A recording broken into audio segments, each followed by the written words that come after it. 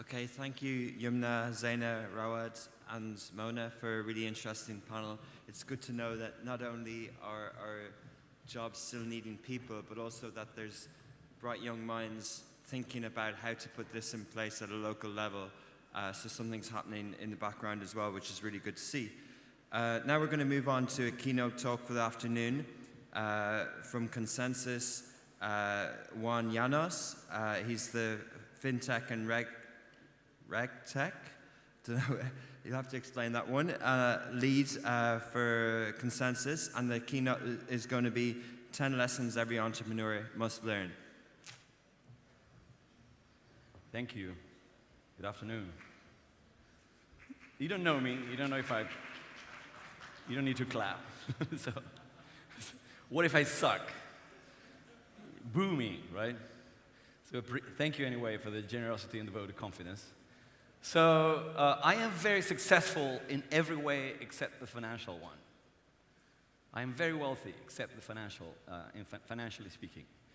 I was born in a very small town in the province of Buenos Aires, in Argentina. The Pampas, Argentine Pampas, flatlands, there's nothing more than cows and crops. And I went to university at 18, basically became a professional in Buenos Aires, the capital of Argentina. I studied music and foreign languages. I'm technically a musician and a linguist. That was what I did in my 20s. Then, at the end of my 20s, I decided I was not happy. I was not achieving my ambitions. I was not living where I wanted to live. So, I mean, you cannot have an academic career and be successful, be able to afford certain things. So I decided to do an MBA, actually to trade an MBA for a job. So I got a tuition waiver for an MBA. Right? Tuition waiver is when they pay you your studies in exchange for your services, right? 4 years later, I was an MBA in Argentina, and then we had a huge crisis in Argentina, 2001, largest credit default in history. The economy went down, zero opportunity. What did I do? Leave. I landed in Europe, France. Why? Because there was a very generous person that said, come to my home, you speak languages, you have an open mind, there's going to be opportunity for you in Europe, come home. You're going to be a Sudaca. Sudaca is someone who has no legal rights to work, so I was an illegal immigrant in Europe. And so I still went. Why? Because I was always looking at the future. I land in the United States. I land in Europe. 2 months later, September 11 happens, and I thought the world was going to end there. What are my chances now? I have no opportunity. I had only $1,000 to my name. What's next? I get a call from New York City, Manhattan. We need a compliance officer for a business. All right. What is compliance and what's an officer? I had no idea. Okay, you have to make sure that our financial services institution complies with the regulation so the business can succeed, right? And it was very controversial because financial services were in the middle of the attacks, right? The terrorist attacks, right? Financial services, money transmission, high risk of terrorist financing, blah, blah, blah. Very, very heavily regulated industry. I landed there and I said, why not? Where is the choice? I had no other choice. I did it. Okay. I become an expert, again, quote unquote, in anti-money laundering compliance in financial services, right? And then in 2012, I hear about a currency called Bitcoin. Have you heard of Bitcoin by chance? Bitcoin. And I said, okay, money transmission is my business, and Bitcoin is money transmission without companies like mine. So we're going to be disintermediated. We're going to be out of here. And second, I thought Bitcoin is a vehicle for money laundering and the financing of terrorism. That was my first impression. Obviously, it was very wrong afterwards. But basically, when I started going to all the meetups possible in New York, and started learning about the technology, about the implications of the technology, what it was about, and why it was so transformative and apparently revolutionary, right? And then, at one point, I started getting calls from Silicon Valley. I started writing a blog, putting my word out. And I tried to warn people, guys, what you're doing may be against the law, or there's a risk that this may happen. Have you thought about this? I started writing that publicly while I was an executive in a company. I started publishing that. I started getting calls. I looked at the map of views of my blog. 140 countries were reading my blog in 2013. Unbelievable. Okay, come the end of, I don't know if you remember, but 2013 is when Bitcoin found out that the world found out that Bitcoin existed. Price started going up, blah, blah, blah. So at the end of the year, I decided to resign. I'm going to jump into this new world of cryptocurrencies. There's something here. I see the brightest minds in Silicon Valley getting involved. The most brilliant investors and thinkers in the world are getting involved. Something's going to happen, right? Well, the technology has evolved in the last 5 years. We now have very complex blockchain technology. And people ask me today, they were asking me today in the panel this morning when we had a workshop, how do you know so much about the blockchain? Well, I've been studying it for the last 5 years within the most important labs and businesses in the world, right?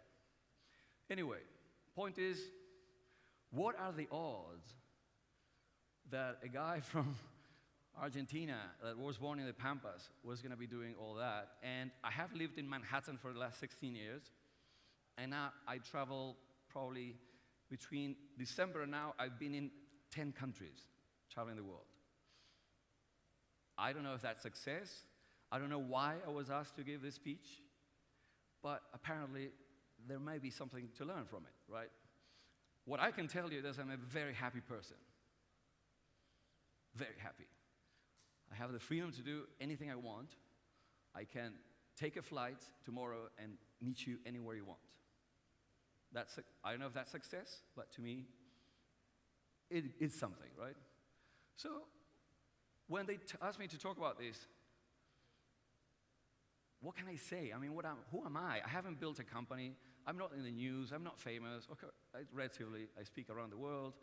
I try to make people think. I coach entrepreneurs. I mentor teams. I design operations. I design, you do the work you're good for, right? You're good at, right? So what do I do? What do I say? I was telling this to my friends today. So, and then I found this. I could have just posted this and left because they are very, very valuable pieces of advice, right? But then I said, okay, I have 20 minutes. Let's see if we can do something else, right? And then I started thinking, and I actually finished my presentation 5 minutes ago here, right? So what can I say? Okay, I'm going to show quotes that have changed my life in the last 50 years. I'm 50 years old. Okay, this is one. What does this mean? You have to be there. You have to go, mingle, be present. Who knows what's going to happen for me speaking here, right? What if I meet some excellent people here in the audience or there behind the cameras that believe that I can offer something of value? I just showed up. I was invited by ArabNet. I'm here. And this is an example. I didn't know what was going to happen. Is it going to be successful? I don't know. I just showed up. Everywhere I'm invited, I show up. Very hard for me to say no, right? And this is, I think, something that is helpful. Don't be afraid to say yes. Go, see what happens. Maybe something happens. There's a story of an award-winning, he's the musician that wrote, I think, 3 Oscar-winning movies in the last few years. I can't remember his name. He's an Argentine guy. I mean, John Williams, you know John Williams? He wrote the music score for E.T., for Star Wars, for Jaws. Dun, dun, dun, dun. So all these memorable, incredible musicians. This guy beat him in the last won the Oscar 3 times in a row against John Williams. How did he get a break? He just showed up to parties in Los Angeles. And when someone asked him, what do you do? I'm a musician. Can I see something you've written? Oh, here's my thing. This is how the guy got a break. He's won 3 Oscars already. I can't remember his name. It's incredible. Look for the Brokeback Mountain. The guy who wrote the music for Brokeback Mountain, Argentine guy. So showing up is very important.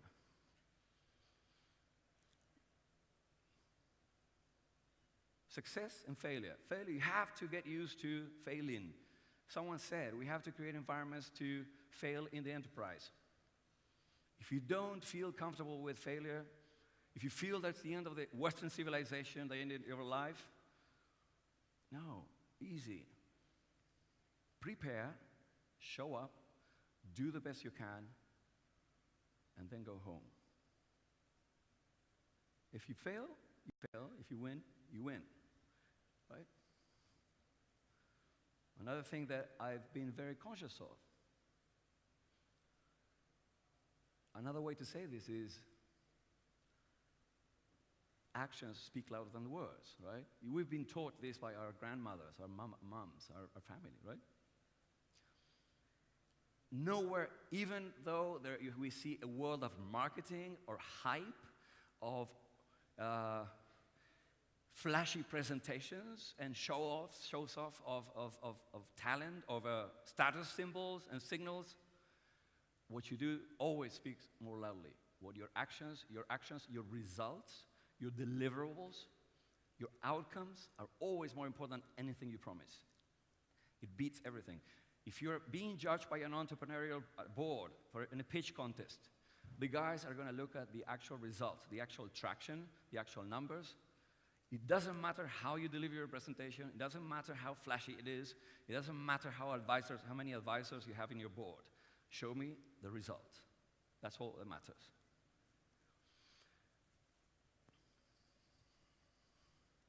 We're also taught you have to walk the talk. Whatever you promise, you have to deliver.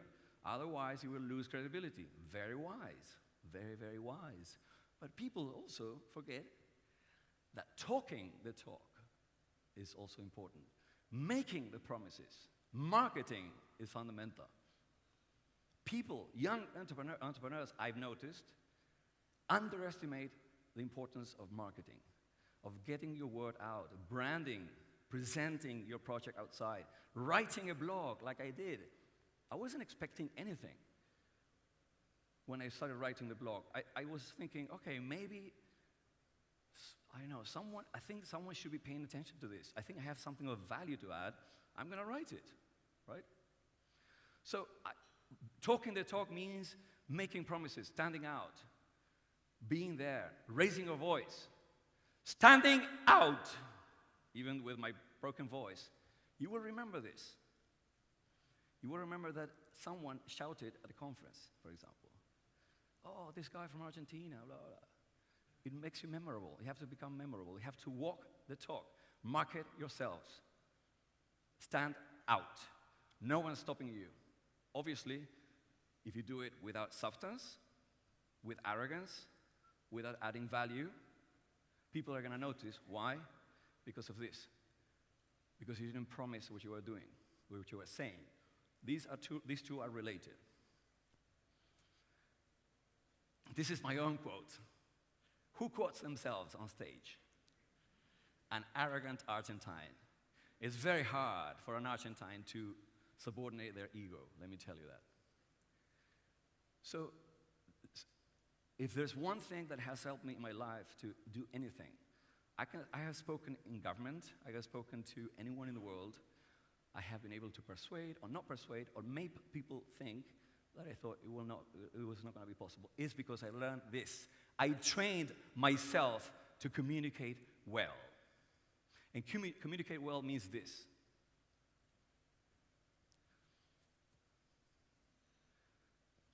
have to read with comprehension, understand what the meaning of things. You have to write with expression, write something that is beyond the ordinary. Phrases, figures of speech, metaphors, similes, comparisons, hyperbole. Learn those things. Speak with influence. How do you speak with influence? Just respect your audience. Respect who is hearing you and treat them with utmost respect. Listen with discernment. Discernment, understand contrasts, right? Listen. Capture the differences, right?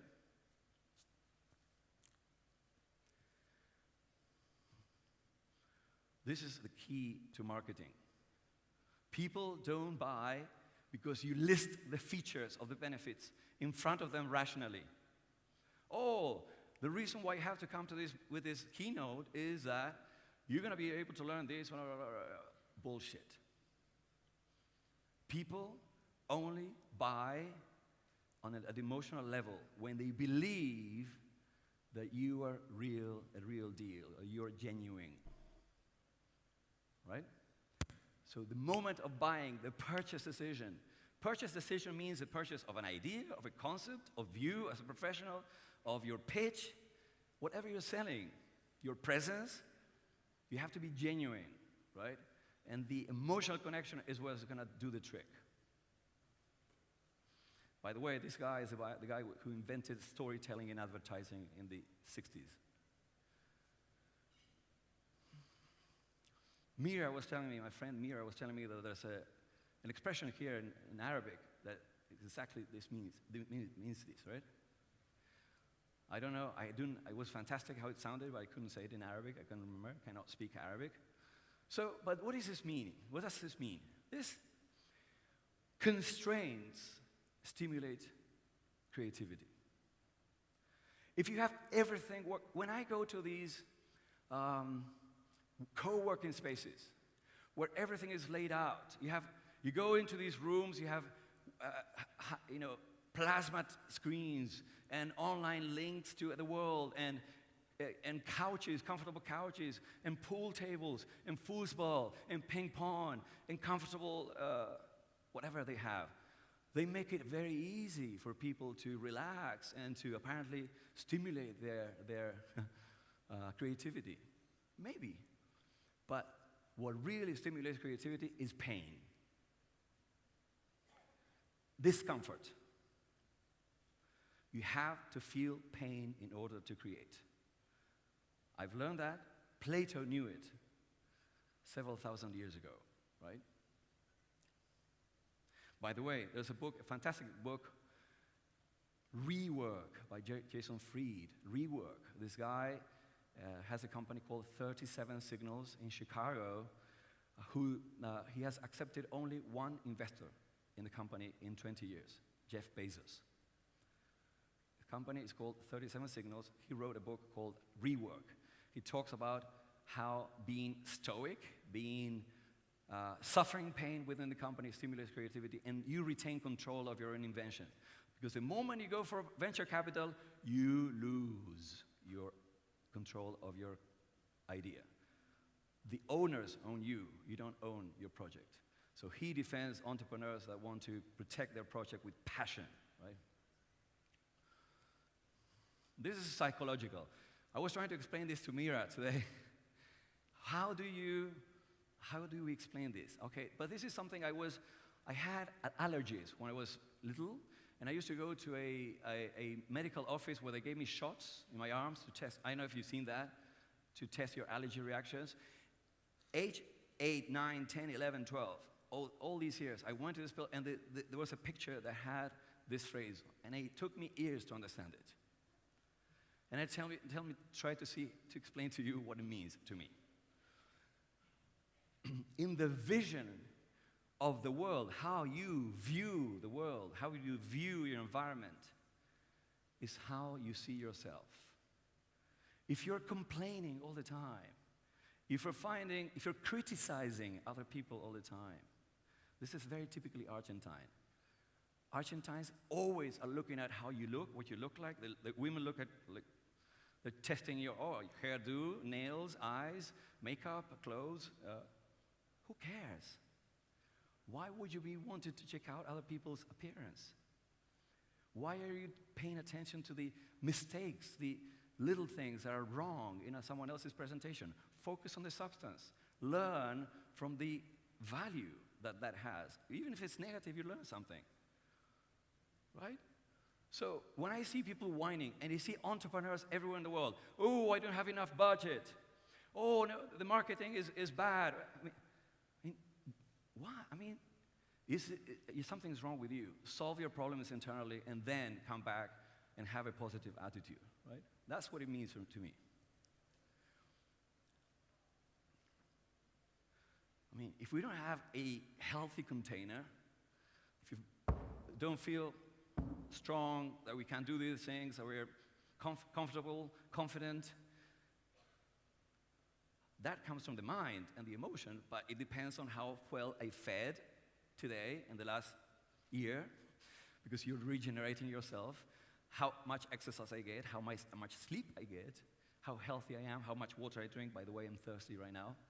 So pay attention to your body, the container of your soul, the container of your mind. If you don't have that healthy body, we basically cannot do anything. And finally, I cannot believe people who have boring environments that are too solemn. They cannot take a joke. They cannot create a joke. They don't have happy environments because they're always controlling. They're always criticizing. They're always, why? Because they're not happy with themselves, right? So have fun. You have to have fun. You have to create environments of fun, of distress, of, not distress, that's what I meant, not what I meant, of the opposite of stress, relaxation. So, and there's apparently, I don't know, scientific evidence that the more you laugh, the happier you are and the more creative you can be and the healthier you can be. So, those are my 10 lessons. I had to fill 20 minutes. This is what I did. Thank you very much.